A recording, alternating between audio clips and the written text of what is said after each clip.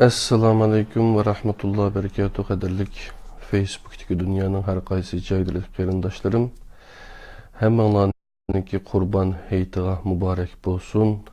Alloh subhanahu taolo qilgan qurbonliklaringni qabul qilsin. Tünügün Qurban hayitining 4-günü idi. Bugün Qurban hayitining 5-günü. Yani qadirli qarindoshlar. Tünügen Qurban hayitininki 5-ci günü ekan. Bugün 6-cı gün ekan. Ana 6-cı günü tam atdı qadirli qarindoshlar. Bu Qurban hayit münasebeti bilan derslerimiz üzülüp qalgan. Onun aldıda Ruzi Heyt'in Qurban Heyt'qiç bolğan arlıqda biz İslam tarixi degen Teklimekan Uygur neşriyatınınki neşr qilgan kitabını birlikte 26 ders qilib birlikte ügünüp öttük. Bunundan paydalangan qarindoshlarımızın çoxum balığı işinimiz. Ani yakının yankısı şu tedbir yayısın derslerimizde psikologiyalik uruş doğruluk ve onun türleri doğruluk, şekilleri doğruluk, qədimki ve hazırki, onun qısqıcı tarihi ve ait bazı nəslərini sözlünüp ötken. Ondan başqa bizninki sağlamlıq WhatsApp munbiri vatdı, toru vatdı. Aşağıdaki qarindoshlarımız mı şu psixika məsləhətçiliki doğruluq, bazı gepler, bazı talepler bulunup ötüldü. Ben o derski, yoki o yerga qarata tayyorlamadim bu dersimni. İnşallah bunu yani ben özümüzün ügünüş nimesi şeklinde biz ötken yılı 10. aydan tatip nurgulagan kitaplarını birlikte ügünüp öttük. Bu kitapların arası da yine şu Batur Qarıxallı qarindoshimiz tercüme qilgan kitaptın Kur'an sürelerininki kimliki degan bunu kitap battı. Bunu bir qancha ayda tügettik. 120 ders etrafında ders oldu qadirli qarindoshlar. Bu şunda qalin bir kitapni birlikte her qasımlarning sabriga ve davamlıq takip qilishinglarga, bu derslarni tingishinglarga biz rahmet aytdik. Şu şekilde davamlaştırdık. Sun taşını teşken sunun gücü emas, onunki davamlıq temip duruşu, yani Türkçe istikrar dep qoydu. Şu şekilde bolğanlyk üçün bu işler bu bir qancha kitap oqulup ötdü. Onundan keyin şu Ramazandan burun bizdinki neşriyatını neşr qilgan İslam nima, Qur'onga ko'ra İslam nima, siz bu sualni Qur'oni Kerimdan so'rab baqdingizmi? Siz Qur'ondan bu sualni so'rab baqdingizmi? İslam nima degan, yani şu Mustafa Islamoğlu ustozning kitabını neşr qilgan şu kitapni birlikte ügünüp öttük. Bunun xanzuchisi ötken yılın ahirida neşr qilingan Gulenjin Shijiaosha Shimisha Yisulan degan bunu kitapni aytaylik biz. Bu kitapımı 120 neçe bet kiloda qadirli qarindoshlar, lekin bu Uyg'urchasi bunu 221 bet kiloda qadirli qarindoshlar. Endi sizlar bilan birlikte bunu iman degan kitapni iman insanның bəxt saadati degan ustoz Mustafa Islamoğlu'nunki Düşen neşriyatıdan neşr qilgan bunu kitabını sizlar bilan birlikte ügünümüz. Bu kitap cemi 288 betken, yani biz bunu 300 bet dep qarasak İnşallah her günü bir 20 bet qısaq bək jiq bo'lib ketishi mumkin. 15 betni planlab mangan vaqtimizda bu 300 betlik kitapni biz qancha kunda o'rganib bo'lamiz? Yani 20 kunda birlikte tamamlab buluşumuz mumkin. Şunlaşqa bu 9. ayınınki 30. günüge bo'lgan aralıqda belkim bu kitap tamam buluşu mumkin. İnsanның bəxt saadeti iman degan bu kitap şu Mustafa Islamoğlu ustozdinki fikirlerini ancha bek yoqtirib ketmaydigan qarindoshlarimiz bor, lekin şu kitapga qo'l qo'yaqliq Aşılarınki körsetmesi boyunca şu qarindaşlarınki, bu qarindaşlarning biraz Selefi nimesi bekrak güçlükürek, şu iqimda bekrak güçlükürek qarindaşlar, şunun ta'siriga uchragan qarindaşlar. Şu qarindaşımız mı, şu iman degan kitapı qiytadigan kitap yo'q deganlik uchun bir itikab qilgan vaqtimizda biz qarindaşlarımız bilan buni maslahatlashib, şu kitapni kun tartibga elib, o'tgan yili bizning Batur qarindaşımız bu kitapni tarjima qilib tugatgan. Qarasak, meyli turmuşumuzda bo'lsin, meyli boshqa jihatlarda bo'lsin, odamda bir xil baxtsizlik tuyg'usi, ya'ni nima deymiz, yani baxtga erishamagendek, xuddi ko'z oldi qorong'ulikqa to'lgandek, turmushda bir xil umidsizlik, kelajakka bo'lgan ishonchi yo'q, o'ziga bo'lgan o'zini tunish yoki bo'lmasa Allohga bo'lgan itiqadida suslab qilish yoki bo'lmasa islom dinidagi nima bir xil egri kelish yoki bo'lmasa har xil shakllarda ifodalanadi. Bu agar biz baxt bo'lamiz deydiganmiz, agar iymonimizga uzluksiz turda xuddi ko'chatni suvlab turganga o'xshash o yaxshi meva bersin desak, doim o shu iymon yangilash, iymonimizni kuchaytirish to'g'risida biraz vaqt ayırishimiz kerak. Bu iymonni yangilash to'g'risida balkim har xil e'tiqodiy ko'z qarashlar bor.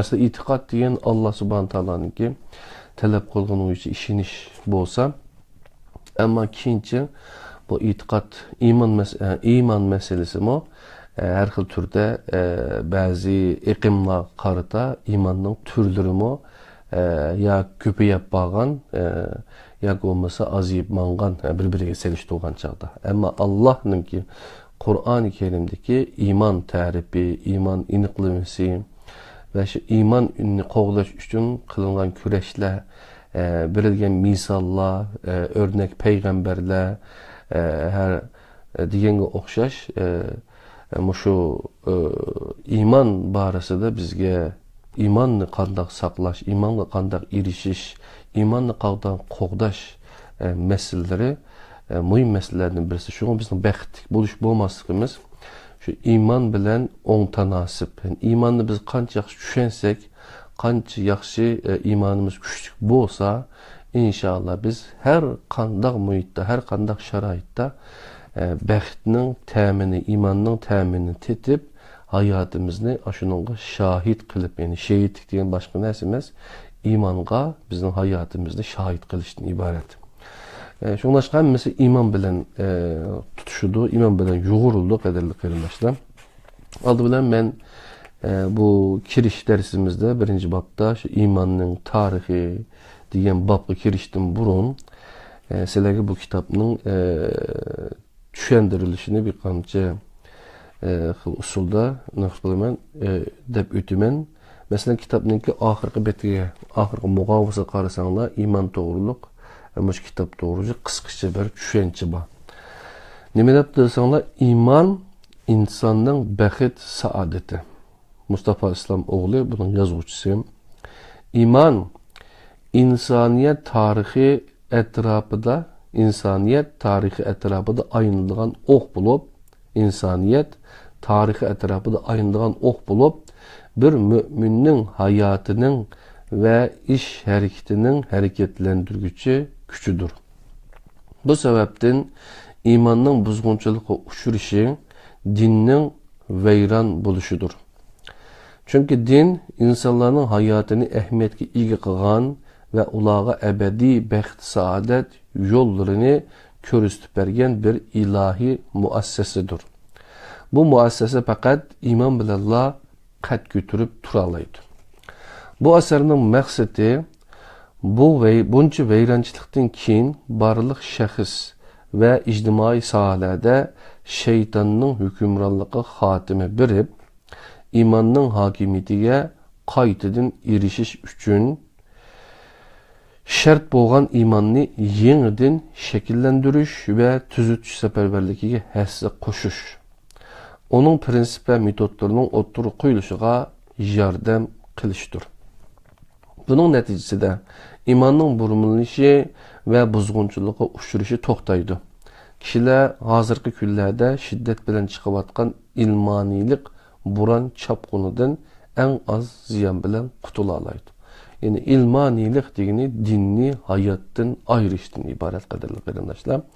Hükümranlık gücü olmagan imanla mümin yüreklerde mehkum bolgan bir devirde hür imanға igi buluş Allah Resulü'nün çağırıqıga kulak selişini taqazza qılıdı.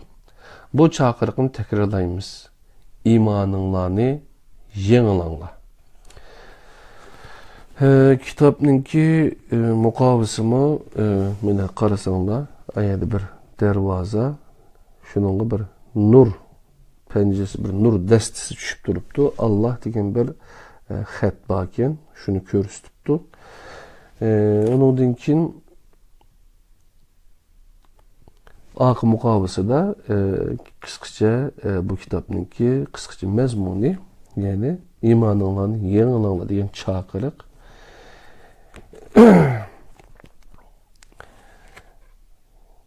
İnsanın bəxt saadeti iman. Mustafa İslam oğlu. Munderecesini oquşdan burun kişilik sözünü bir qata oqub öteyli qadirli qarindaşlar. Kumandan umumyüzlük hücumga ötüş üçün en ahirki tayyorliqlarini bitirgen qo'shinni ko'zdan kechirib atatdi. Bu jarayonda qarg'a kelmaydigan bir zambarakning oldida to'xtab, hurmat turgan ofitserdan bu zambarakning nimasi kam deb so'raydi. 5 narsasi kam qo'mondonim. Qani sanab baq, birincisi barut qo'mondonim. Bo'ldi qil. Yani imandan ibaret mühim bir tema üstüde toxtalgan bir kitapның kiriş sözünü bir asker hikayesi bilen başlaş ba'zilarga g'alati tuyulishi mumkin. Shundaqdimi bizning demoqchi bo'lganimizni bu hikoya nihoyatda yaxshi ifodalab bermoqda. Iman buzg'unchilik uchragan yerda boshqa narsalarni tilga ilishning zurriyati bormi bilmadim. Iman etrafında insaniyet tarihi ayındıgan oq bulup bir müminin hayatı ve iş hareketinin hareketlendirgücü gücüdür. Bu sebepten imanın buzgunçuluğu uçuruşu dinin veyran buluşudur. Çünkü din insanların hayatını ehemmiyetke ega qilgan ve ularga ebedi bəxt saadet yollarını körüstüp beradigan bir ilahi muassesidir. Bu muassese fakat iman bilen la qad kötürüp turalaydı. İmanның buzgunçuluğu uçuruşu kimlik krizisini keltirip çıkırdı. Qadirli qarindaşlar, kimlik krizisini keltirip çıkırdı. Bugünkü günde ümmetni teşkil kılgan şəxslər duç kelgen en ağır mesele şəxsiyet, yani kişilik meselesidir. Bu iman acizliğinden kelip çıkmakta. İman acizleşi bilen ten kişilik mi acizlap kitidu. Şunun bilen hak batıl, iman kupur, mümin kapır ayrılış, iman etqanlıqni dava qılgan insanların nezirde eniqlıqçı Allah'idikini yoxtudu.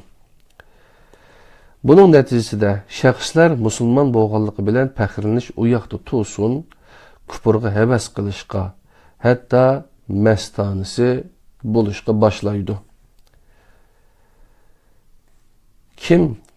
Kimlik krizisi deb atalgan özlükni yo'qotish kuffarning islom ümmet üstüdeki hakimiyet ve saltanatini keltirib chiqadi. Lekin Kur'an kafirlarning musulmonlar üstüdeki hükümranlığı ve hakimiyetini şiddet bilen red qiladi. Kufrning hakimiyeti aslida yaşagan musulmon şəxslər hər xil aqidevi illetlərə mubtala bo'ladi. Demasa shundoq bo'ldi.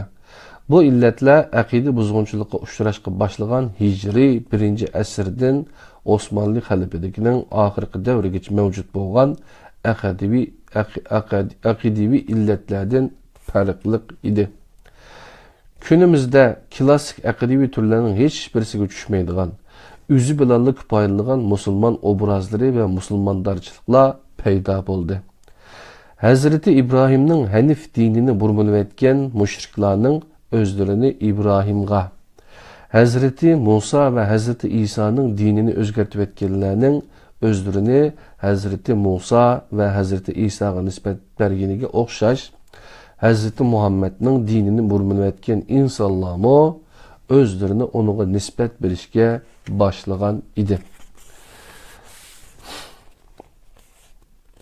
Müslüman işkenlikini dava kılgan insanlar arasında müşrikleşiş, Yahudileşiş ve Hristiyanleşiş mayilliği baş götürüp çıkan idi. İnsanlardan bazıları Müslüman buluştuğun ilgili kandak yaşagan, kandak anlap düşengen, hatta kandak itikat kılgan bolsa, eni şundak yaşaydı, anlap düşünüdü, iman eytidu, ya ki akide kılıdı. Ve bu haleti bilen Müslüman işkenlikini dava kılıştan vaz geçmeydi. Bu özgücü Müslümanlar arasında kandak kişiler yok deysiz. Allah'ın hükmünü inkar kılıp, İslam şeriatini red kılıp, hatta özüge dinsizlik, laisizmni bir xil din kılıp turup mu, yenila Müslümanlık davası kıgalla.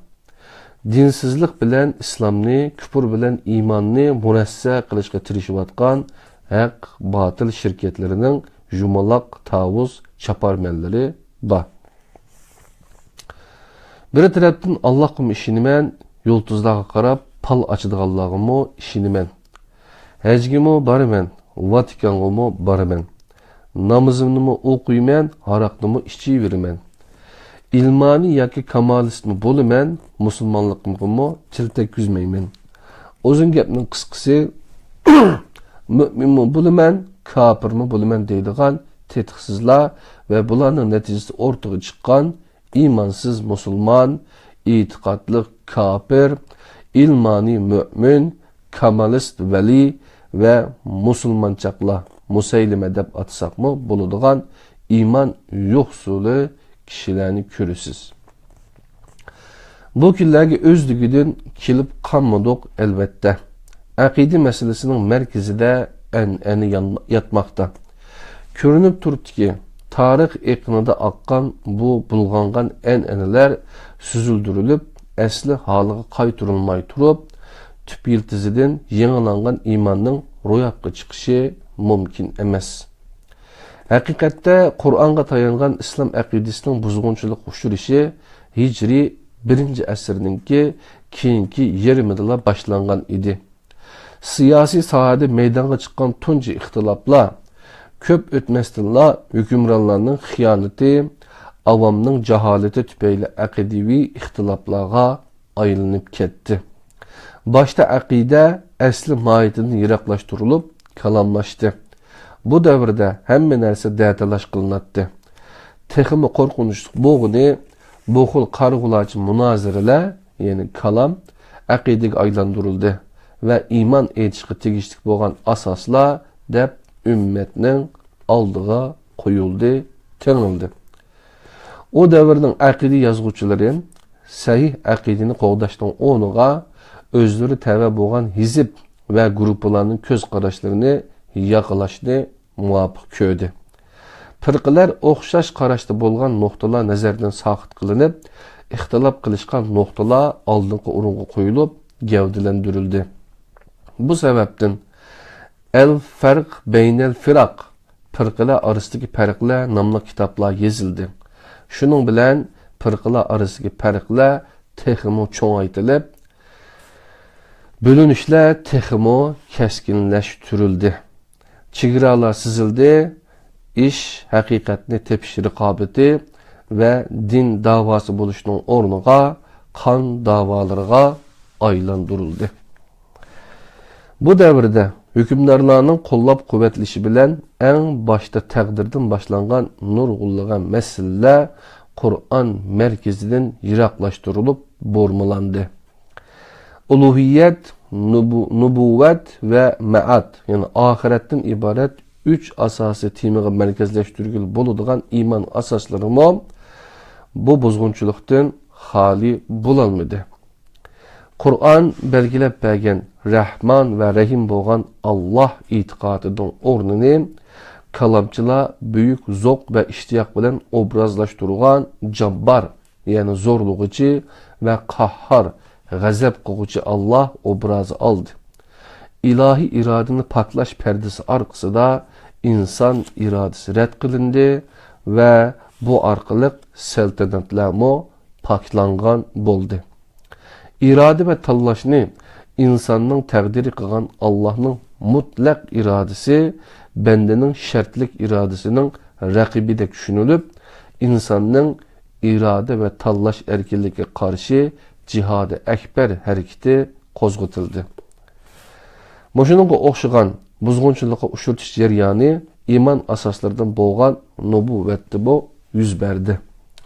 Avamga örnek bo'laydigan inson elchining o'rniga o'zlariga aytib berilgan vaqtda hayronlik ilkida hayajondan isqirtib etadigan bir farishta sifat elchi turnuşturuldu.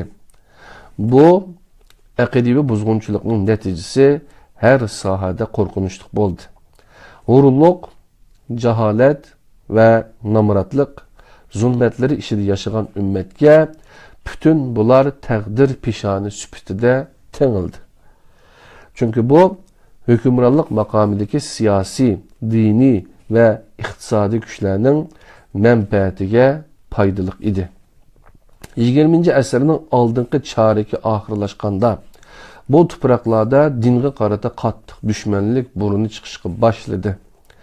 Şərqning keyinroq bayqalgan qutqazg'uchi diktatorlari dinsizlik modasiga qattiq mastani bo'lishgan edi. Dahrilashgan bu atlar va ateistlar dinga düşmanlik modasini xalqqa mecburi tangdi.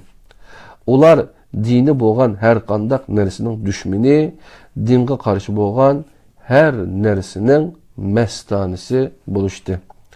Maqsadlari imanni yana bir qatim abadiy hukmronlik qilmaslik edi. Shunga abadiy hukmron qilmaslik edi. Shunga shaytonning hokimiyatini kuchlantirdi.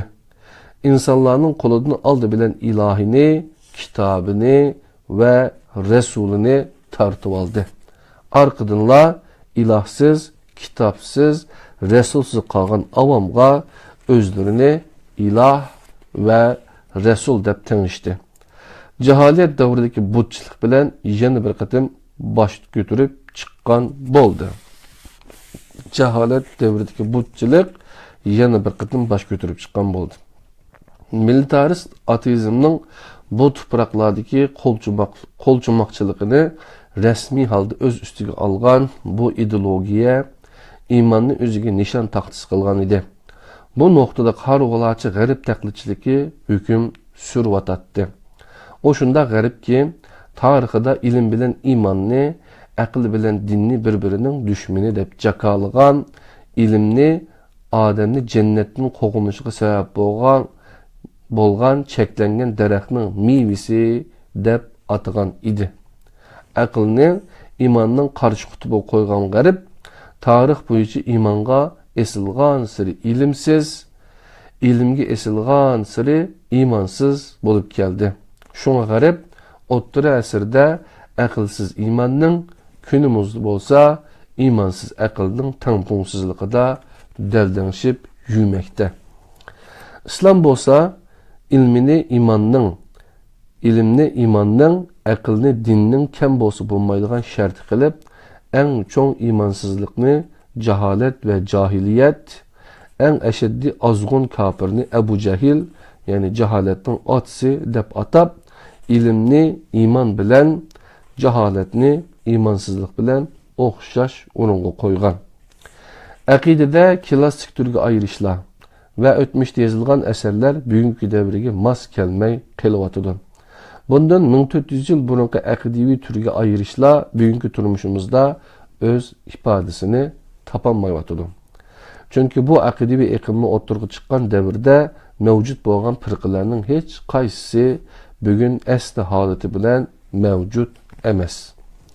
Agar batil aqida firqalari va bid'at ahli azg'un mazhab va tariqatlar haqida to'xtalgan bo'lsak, bugün iznası kalmagan havaricla, mutezile, cebriye hakkında emas, belki laisizm, liberalizm, kamalizm, kapitalizm, itikadi, putperestlik, masunluk ve kulüpleşiş bularning aqdiviy hükümleri hakkında to'xtalish kerak.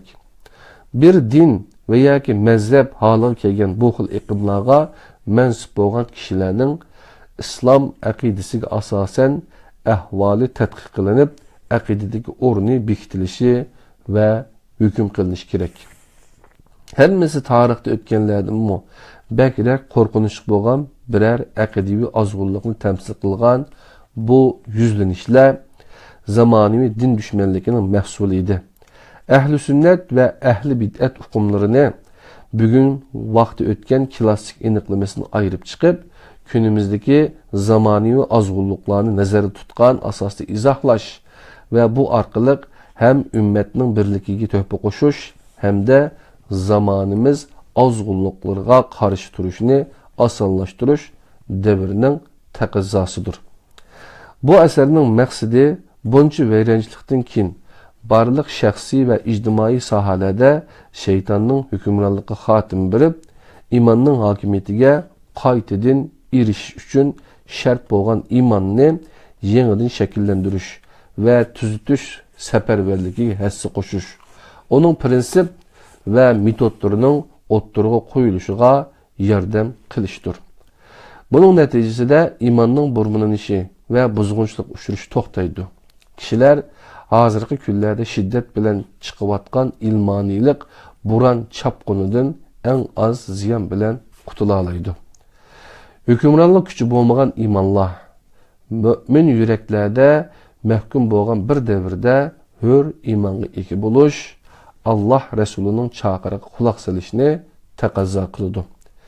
Bu chaqiriqni takrorlaymiz. İmaninglarni yengilanglar. Mustafa İslamoğlu, Kichikköy, İstanbul, 1993 yılı yanvarda bu kirish sözünü yezib diken qadirli qarindoshlar. Endi bu kitobning ichidagi mazmunlarni shu mundarisi qarasak, undan xabardor bo'la olamiz, jinim do'stlar. Yani bir kitobning ichidagi mazmunni, uning kirish so'ziga qarasak, avtorning nima maqsadda yozganligi, muddaosi, kitobningki qisqacha mazmuni to'g'riliq ma'lumotlarga ega bo'lsak, mundarijisi orqali konkretni temalarning nima ekanligini tushunib yetalaymiz, qadrli qarindoshlar. Bu kitobni tez o'qishning bir xil usuli, bir xil turi.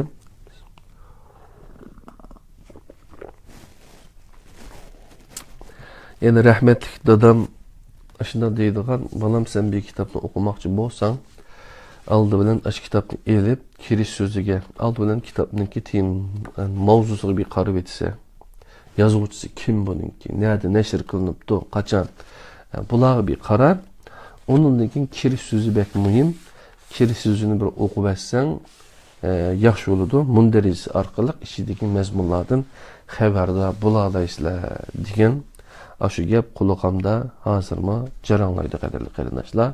Allah ikimiz rahmetlik dadamdan Abdanlıqçı beş to'g'raqdan Allah razı olsun. Müşahidninki 3. günü çıkıp qabrini yo'qlab keldik. İyadimi şu biraz Kur'an okup onunki Arapçasını bir jiyanim, o Arapçasını oğlum Uygurçasını jiyanim okudu. Anam bilen qarindishim biz anladık. Yani bir avlat, 3 avlat şu dadamdan qabrisi aldıda bulupma şu Suretül Mülk suresinin ki 2. ayetini bir üyengen bulduk. Allah dadamdan razı olsun. Dua qilishinglarni umid qilmay qanday qarindoshlar. Bu kitap biz hazır tedbiri sindar eserde iman insanның baxti degan bunu kitapni birlikte öğreniyotimiz qadrli qarindoshlar. Kirish sözünü asasen bir qator o'qib o'tdik. Endi bu kitapninki mundarijisi de nimalar barkan o'qib baqayli. Mundarijida kirish söz, ondan keyin 1. bab iman tarixi.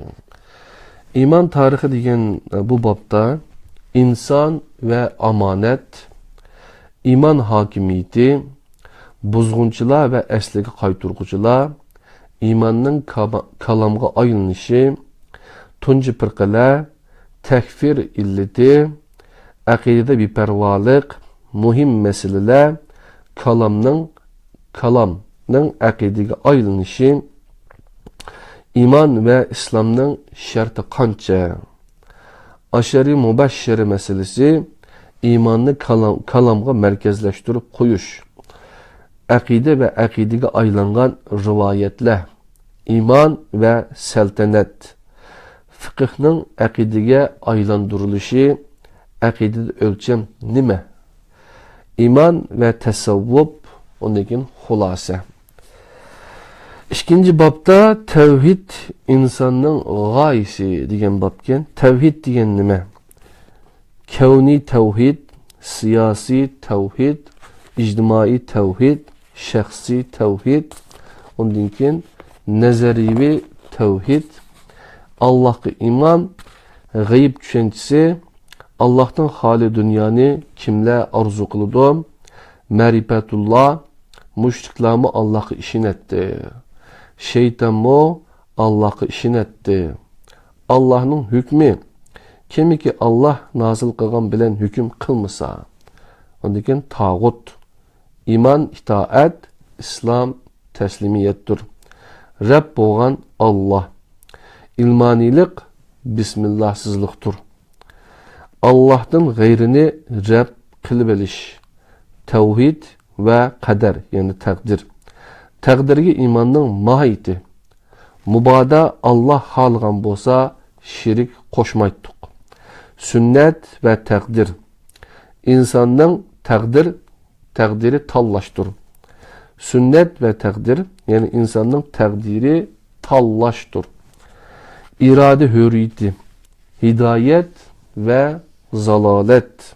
Ecel. Muhabbet, korku ve ümit. Üçüncü bab, nübüvvet insanın tarihi. Elçilerge iman, kitaplarga iman, Kur'an'ın menbesi ilahidir. Kur'an ve onunla tutulgan muamele. Kur'an'a tutulgan natoğra muameleler. Nübüvvet ve perişteler. Ülgülük makam, nübüvvet. Usvetun hasene. Yaxşı ölge. Ümmet duş kelgen mesele Resulsüz kılıştır. İnsan elçimo ya ki perişte elçimo. İnsan elçimo ya ki perişte elçimo. 4. bab, ahiret insanın istikbalıdır. İnsan ve ahiret. Kimle ahiretke işenmeydi? Vehi közünü güdün ahiret menzirleri. 5. bab, iman insanın saadeti. İman degen nime? İman en çoğun imkandır. İman ve İslam, iman ve emel, iman küçüyemdi. Ya ki iman acizlamdı. İmanın 4 katlımı, marifet, tasdik, ikrar, emel. İmanның 4 katlımı nemeken? Marifet, tasdik, ikrar, emel. Ondan hatime kadarlı kıyırdaşlar. Aynı akıllı bu kitap 288 betlik bu kitap yani içiye 5 babdan tüzülüptü kadarlı kıyırdaşlar bu mezmunlar. 1. bab iman tarihi, 2. bab tevhid insanın gayesi, 3. bab nübüvvet insanın tarihi, 4. bab ahiret insanın istikbalıdır, 5. bab iman insanın saadeti degan bablardan tüzülepti cenim dostlarım. Kiri sözünü okuduk. Bu kitap 93. yıl yazılan kitap yani kaç yıl oldu? 93, 2003, 2013, yani 25 yıl oldu kadarlı kardeşler. 1. bab iman tarihi yani birinci bab iman tarihi. Bu babda mezmunlarını bayatını sözlep öttük. Şimdiki hem de insan ve amanet diyen birinci mevzunu sizler bilen ortaklaşıp kadirli kıyırındaşlar. Onun için dersimizni bir şeyde tüyütümüz. Yani 35 minut doptu. Yani bir 10 minut sabırlarını sizlerden talep kılımın canım dostlarım.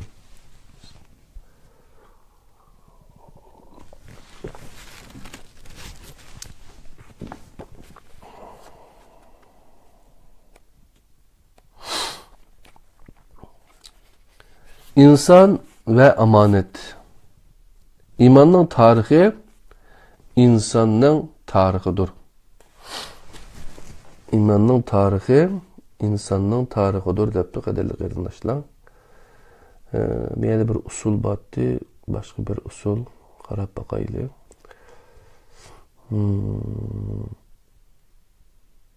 Tamam, şu biçi devam kılıvereyli. İnsan ve amanet. İnsanın tarihi imanın tarihidir.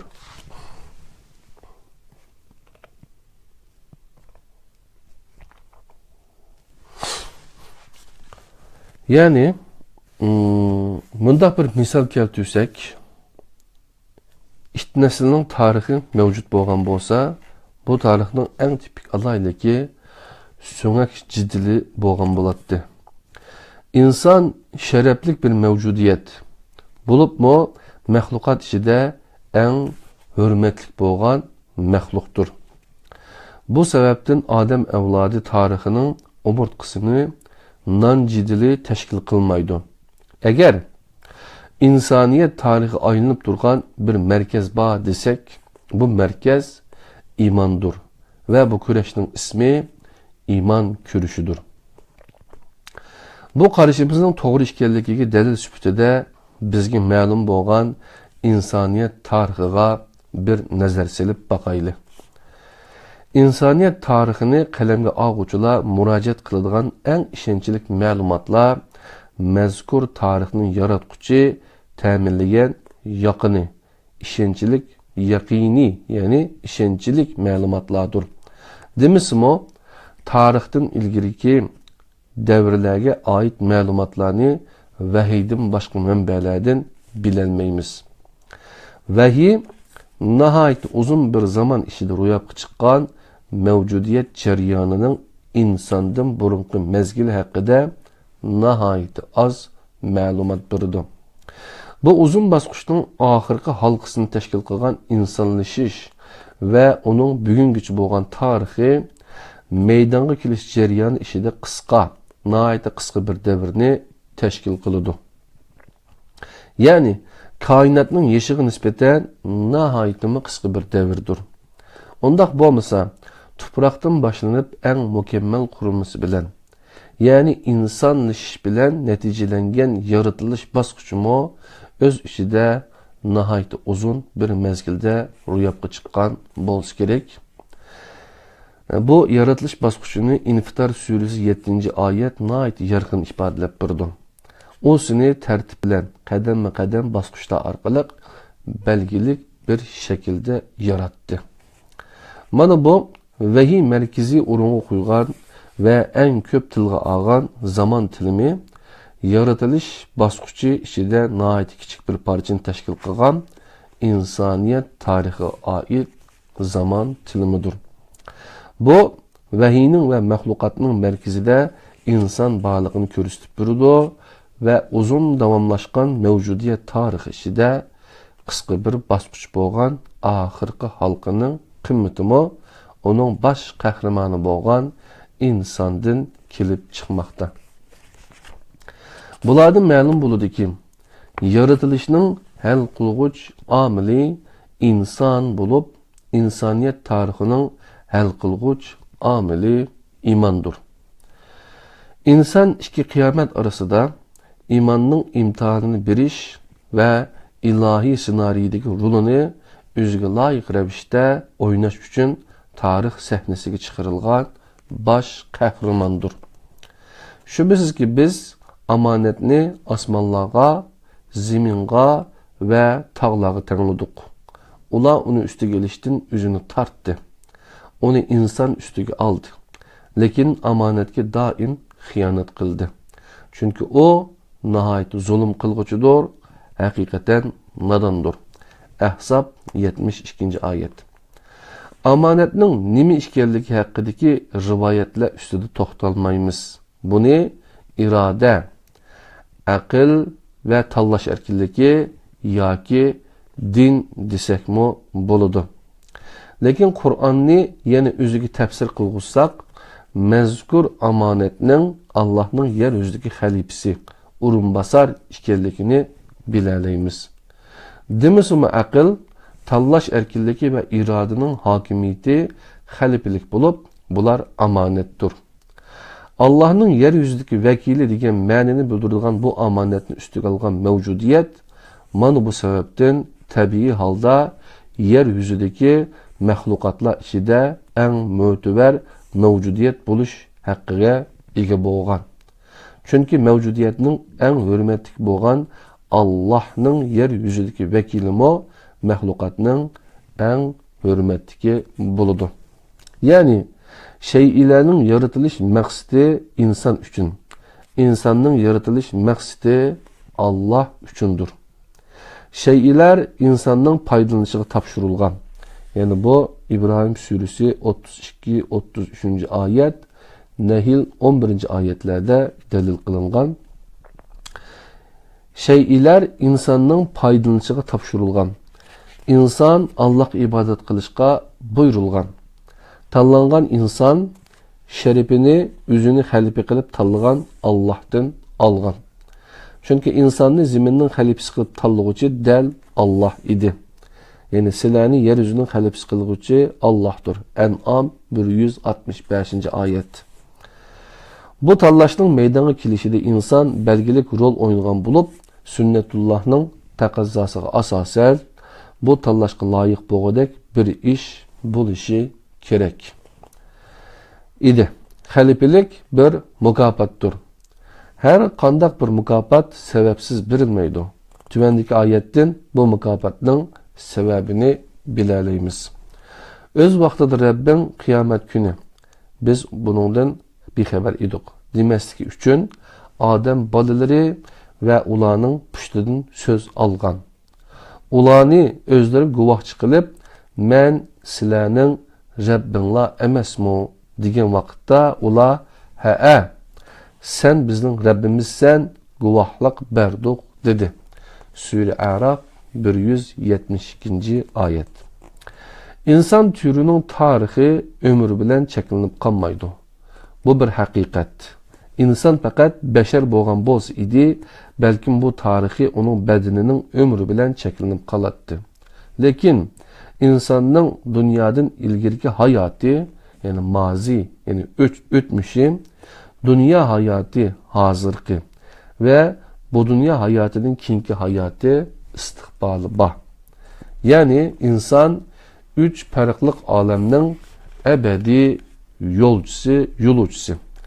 Ruhlar alemi, fani alem ve baki alem. Hiç kimnin koluda dünyadan ilgirki ve kinki hayat hakkında iniq bir ma'lumoti yok. Bu fakat vahiy bilen mümkün buludu. Mana bu ayet insan tarihiga, yani insanni ölümsüz kılgan, ilahi öz boğan ruhның tarihi münasibetlik bir sirni bayan kılmakta. Ruhimden pölüdüm. Hicr 29. ayet. Rab sübtide bir Allah'ını kabul kılıp, tonca misak, yine ahdilişte ilahi ahdinamaya kol koygan insan, yeryüzünde halifelik vazifesiyle mukapatlangan. Allah, insanı fakat halife kılıp talapla kanmasdan, bu vazifini layıkıda ada kılaliş üçün, onunla hayati ihtiyaçlarını kamdaydıgan imkanlarını bəxiş etken. Hem tuncu misak hakkında muttasil, yani 100 lirani körüş bir rivayet kılgan, senet bilen rivayet kılıngan bir hadiste depti. Onda depti Allah insonga aql va hayot bergandan keyin mazkur ahdilishning maydonga kelganligi. Lekin Allohning suoliga shundoq sen bizning Rabbimiz diguvchilarning bir qismi iymon etib, yana bir qismining ishonmasimi majburiy shundoq deganligi naql qilingan. İbn Hanbal Musnad nimalarni yozib qopti. Kim bu kitobni elib o'qiganlar she'rini bilib olsanlar bo'ladi qadrli qarindoshlar. Undan keyin miyadagi bu vazifani loyiqli ado qilish uchun uningga hayoti ehtiyojlarini qonmaydigan imkonlarni baxsh etgan deganga 5-chi aniqlama tushun izohat Hud surasininki 60-cı oyati ekan. Mana bu shundoq sharatlik biz bir vazifa topshirilgan inson o'ziga omonat qilingan yer yuzini gullantirish kerak edi. Bu Hud 60-cı oyatda dalil qilinibdi. Chunki bular yer yuzidagi hokimiyatni Allohga vakolatan topshirib olgan, tanlangan ummat edi. Meşruiyeti yani birdek itiraf kılıngan yolluk boğan ne Allah tarafından algan bir hakimiyet gayri meşru bir işini kılsa halifelik amanetiga xiyanet kılgan bulattı. Bundaq ahvalda Allah ularning amanetini qaytırıp elib xiyanet kılmaydigan bir etti.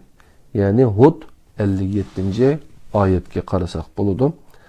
Halifelik amanetini üstüge alğuçular yeryüzüde fakat maddi gülünüşünü barlıqı keltirishdan başqa şəxs, kollektiv, ictimai ve siyasi sahalardımı mənəvi gülünüşünü bərpa qilishqa məsul idi. Ular şunda kişilərdir ki, əgər bularni yer yüzüdə üstünlükə iyi qısaq, namazını ada qılıdı, zakat biridu, yaxşı işlağı buyurub, yaman işlardan tosudu. Hac 41-ci ayet.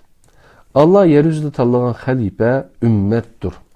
Yani bir yerdeki ümmet deyince Kur'an'daki halifelik ufkumu hakikaten abstrak ufkum bulup hiç kimge iniqlıqçı kılınmagan. Bu ufkumni Allah'a iniqlıqçı kılıp Allah'ın halifesi şeklinde işletişi fakat bir izahattir. Doğru buluş ihtimali boğandek hata buluş ihtimali var. Kur'an'da fakat bir yerde birlik şeklinde Hazreti Davud için işitildi. Sad 26. ayet. Adette kavimler, cemaatler ve ümmetler için işitilgen. Raşid halifeler üzünü Allah'ın halifesi de atılmagan. Toncu bulup üzünün Allah'ın halifesi kelligini aytquchilar halifelikni saltanatga aylandırgan Emevi xonadonidagilar idi. Deptu qadrli qarindoshlar. Ma 7-ci izohda onu Hud 57-ci ayet deganimi yuqorida ögünüp ötdik. Ular şunda kişilerdir ki eğer ularni yer üstünlük iyi qısaq, namazını ada qılıdı, zakatını berdi, yaxşı işlarga buyurup, yaman işlardan tosudu. 4 xil işini qılıdı depti qadrli qarindoshlar. Allah yer yüzüde tanlanan halife ümmettir. Ümmet doğruluk bu mezmunumu birge izahatını okup ötdük. Bu sebepten ümmetni başqurduğan kişilerini ümmet öz işini saylaydı. Saylangan şəxslər ümmetin xəlifisi buludu. Allah xəlife qılğan ümmət Rabbinlarning düşmənlərini halaq qilishi, zimində ularning o'rniga dəstitishi, sizlarning qandaq iş qildiganliginizga qaraydiganligi muhaqqaqdir.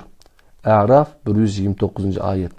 Agar bugun ümmet ilahi adaletini yer yüzüde vücudga chiqarmoqchi bo'lsa, buni texnika ve maddi sahadagi üstünlüğü bilen emas, belki davrimiz medeniyeti, hakimiyetini tartib olgan iman ahlakını qaytadan iman ve ahlakını qaytadan hakimiyet taxtiga o'ltirg'ish orqali bu g'oyani reallikqa aylandiralaydi. Nima ekan? Agar bugun ümmet ilahi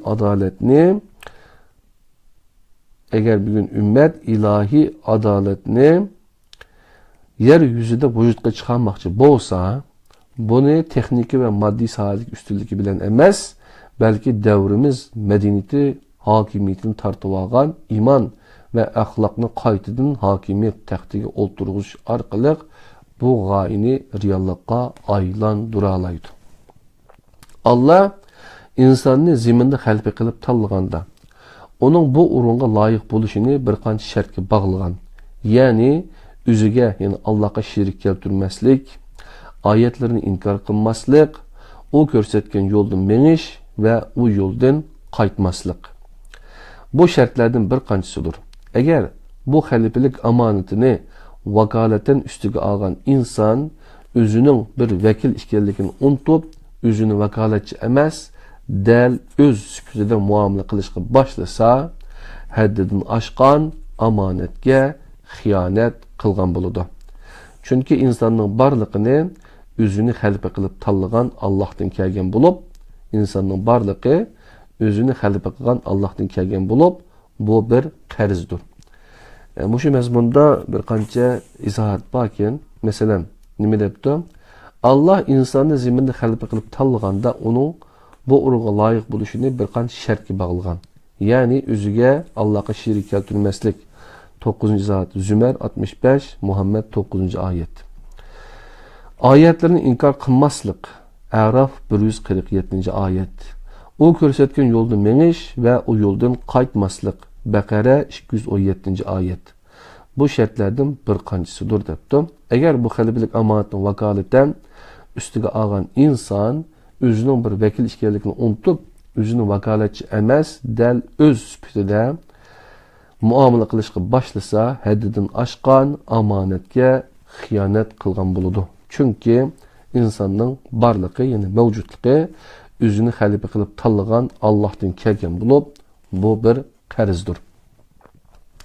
Rabbim her şeyinin yaratkucusudur. En'am 102. ayet delili. Ziminin, asmanның ve o ikisinin arasındaki barlıq neslerinin tasarrufi onunla aittir. 13. izahat Maide 17'de 120. ayet. Ziminin, asmanның ve o ikisinin arasındaki barlıq neslerinin tasarrufi onunla aittir. O hakimiyet hüküm noktası da üzüge şirik kubul kılmaydı. İsra 111. ayet. Hem insanını xalife kılıp tanlıguç, hem xalifelik vazifesini oňuşluk ada kılalış üçün insan muhtaç bolgan şaraitini yaratıp, asman, zimin ve o ikisinin arasındaki şey ilani insanın emrige tapşırıp bergüçü Allah'tır. Lokman 20, Casiye 13. İnsan hayat kılış üçün muhtaç bolgan ve irisi zürül bolgan rızıkını mo Allah bergendir. 16. izahatini Seba 24, Fatir 3. ayet. Allah mülkünü özü halgan kişiye buyurdu. Bakara 247. ayet. Bu sebepten halifelik vazifesi irikning üstünlüğü dava kılgan şeytanga insan ilgili ötküzüp kaldığan selbi tesiri sebebiden itiraz kılgan periştilerge Periştilerin 18. izahatqa yeryüzünde buzuluşluk kılılgan, kan tökülügan birisini halife kılamsın dedi. Yani Bakara 30. ayette. Şeytanga ergeşmenla, o sizlerinin düşmanınladır. Bakara 168, 208, En'am 142. ayet. Şeytan hakikaten sizlerge düşmandır, onu düşman tutunla. Fatir 6. ayet. Şeytanqa çokunmanla, o hakikaten sizlerge aşkarı düşmandır. Yasin 60. ayet. Yani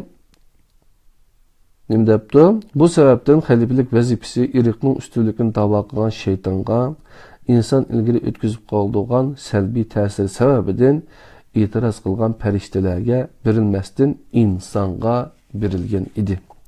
İnsan Allah tarafından yeryüzüge halife kılıp teyinlengen günü onun düşmanı yani şeytan boldu.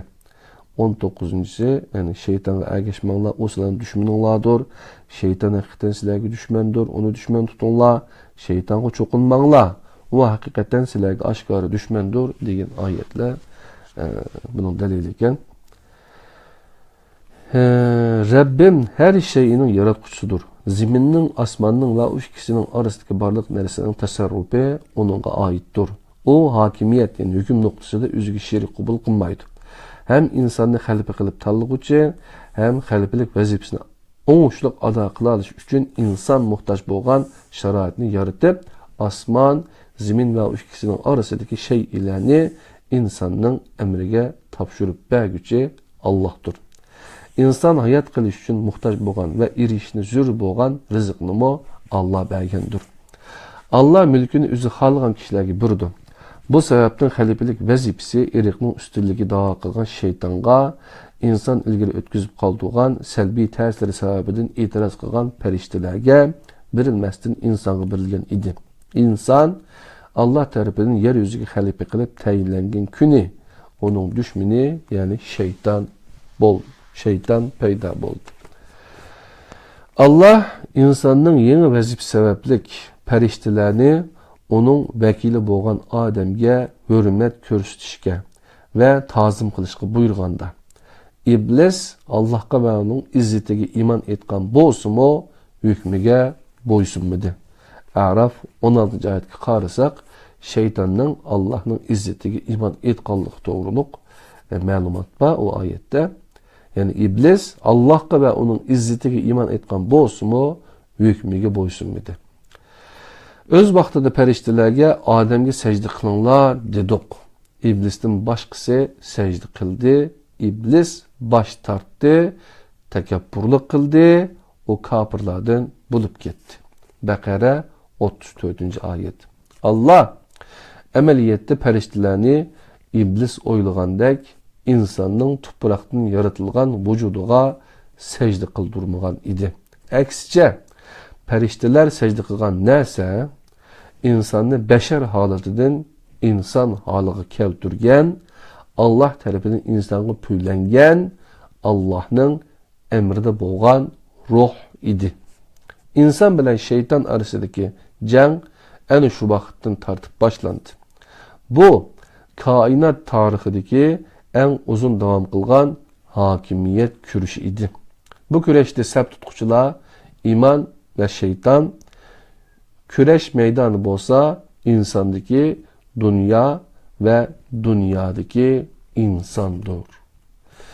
Depto kadirli kıyırdaşlar, şunda kılıp yani insan ve amanet diyen, yani imanın tarihi degan birinci babda insan ve amanet. Yani bizga berilgan amanetninki nima ekanligi to'g'riliq to'xtalibdi bu yozmada qadrli qarindoshlar. İnşallah erta iman hakimiyeti to'g'riliq mazmunlarni birlikte ügünüp, onundan bozguncular ve asliga qayturg'uchilar, imanning kalamga aylanışı, ondan başqa tunji firqalar, tekfir illeti degan mazmunlarni birlikte ügünüp ötkidekmiz jenim qarindoshlar. Ana bo'lsa bugun shu tadbir yay sindarisida iman insonning baxt saati degan kitobdan birinchi bobdan kichkina bir mazmunni inson ve amanet. İnsan ve amanet. Yani bu amanetninki nima ekanligini, ruh, yani bu ruh mu? Bu ruh bizni nima vazifani o'rindashga nima qildi ekan degan chaqda bu bizni bu iman amaneti bizni yani yeryüzünü güllendirish ma'naviy texnologik jihatdan emas, yani iman ahlak jihatda en güzel bo'lgan, en yaxshi bo'lgan bir yerga aylandirish, yani insonning jannati qilish yeryüzünü uchun xizmat qilish bir vazifasi ekan, yani xalifalik vazifamiz shu ekan qadrli qarindoshlar. Yani bunun şu iman bizga berilgandan keyin bu yani bu ruh Allah'ınki özüdün bir ruh, yani püylüdüm, insana bir ruh püylüdüm degan şu ruh, yani bu ruhni ruh üçlüsü deyimiz adette ruh hani nimetти vicdan, ruhning üç güzeki var. Qadirli qarindoshlar, hozir to'liq esim kelmadi. Shu üç güzek aql, vicdan, yine birisi bir narsada. Shu ruhni tashkil qilgan üç güzeklar, ya'ni tarkiblar. Shunlashqa ruhimizni texmi yaxshi nima qilishimiz uchun, sağlamlıqqa ega bo'lishimiz uchun albatta imonimizni, imonning tarixini yaxshi o'rganishimiz kerak ekan, qadrli qarindoshlar. Shu munosabat bilan, ya'ni iymon insonning baxt saodati ishkanligini texmi yaxshi tushunib yetish uchun bu kitobni tanladik. Sizlar bilan birga o'qiyotimiz. İnşallah şu 9. ayda ahirgacha bu kitobni davomlashtirib, hech bo'lmasa 20 dars qilib sizlarga sunishni o'yladik. Alloh egam bizning maqsadlarimizga yetkazgay. Allohning o'ziga omonat bo'linglar, qadrli qarindoshlar. Hozir İstanbulda soat 3:30 darsimizmi yani 1 soat davomlashibdi. Vaqtinglarni, ko'p vaqtinglarni aldık. Allohning o'ziga omonat bo'linglar. İman bilen mengü, bəxit, saadetlik bulunla. İstanbul'dan Abdülaziz Beştoğrak qerindişinla sizler bilen birlikte bu dersi öğrendi. Yaxşı görgen bolsanlar, yax doğan bolsanlar, başqalar bilen mi paylaşınla qadrli qerindişlerim. Esselamu aleyküm ve rahmetullahi ve berekatuhu.